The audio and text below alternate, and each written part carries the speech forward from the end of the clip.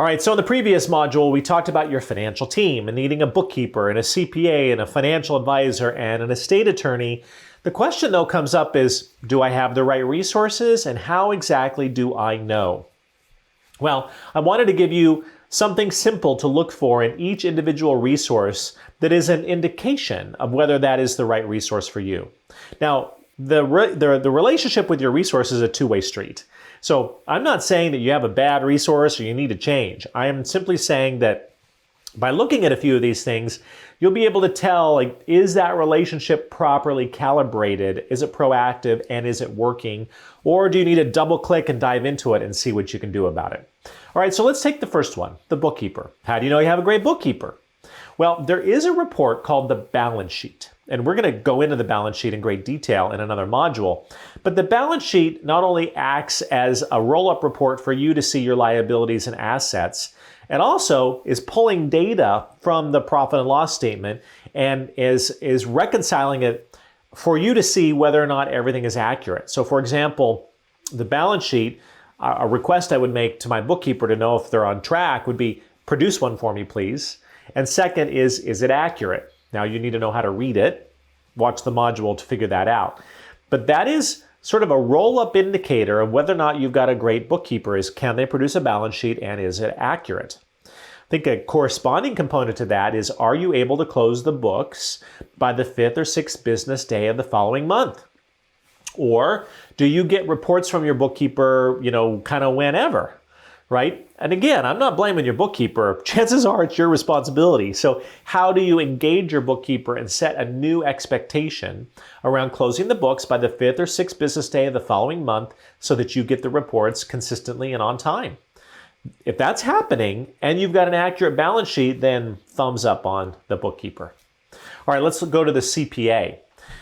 So I want you to go to last year's tax return, and I want you to go to I think it's the second or third page there. It says penalties and interest, and it'll tell you how much money you paid last year in penalties and interest, which is directly related to whether or not you were paying your quarterlies on time and whether or not you were paying the right amount. If you're paying a lot of money in penalties and interest, it's telling me that you're not reconciling your taxes proactively. If you're only hearing from your CPA once a year, that doesn't work. You should be talking to your CPA a couple times a year, and the indicator of whether or not that relationship is on track is the penalties and interest line on your tax return. All right, so now let's look at your financial planner. How do you know you have a good one? Well, there's two things I'm looking for.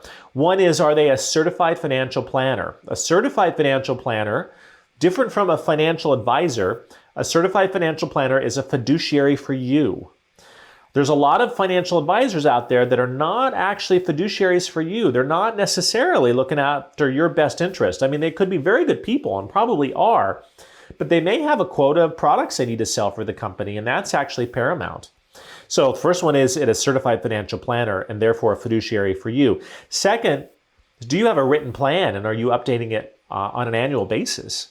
If that's not happening, I would double click in that relationship.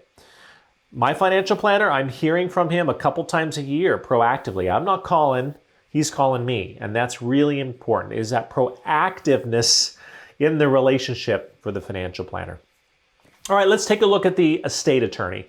How do you know you have a good relationship with an estate attorney? Well, A, you have one, and B, you have a will that's up to date in the last 5 years. So do you have an accurate, up-to-date, signed and fully done will? Now, if you have to produce a will, then you probably have to produce a bunch of other documents, power of attorney, estate plan documents around trusts, maybe medical directives, all kinds of stuff. So you know you've got a great estate attorney when they are working with your financial planner and your CPA and have produced a great will for you that's updated in the last 5 years, and they're calling you if it's any older than that. So hopefully that's helpful. I know that assessing resources is tricky, and this is a dynamic that has a lot of complexity to it. So, there's a lot of ins and outs, and I want to make sure that you are looking at this as objectively as you can and taking responsibility for your own role in that relationship and looking for some new resources that may be a better fit for you. It's okay to do that too. But these are just a few things you can look for to make sure you do have the right team in place.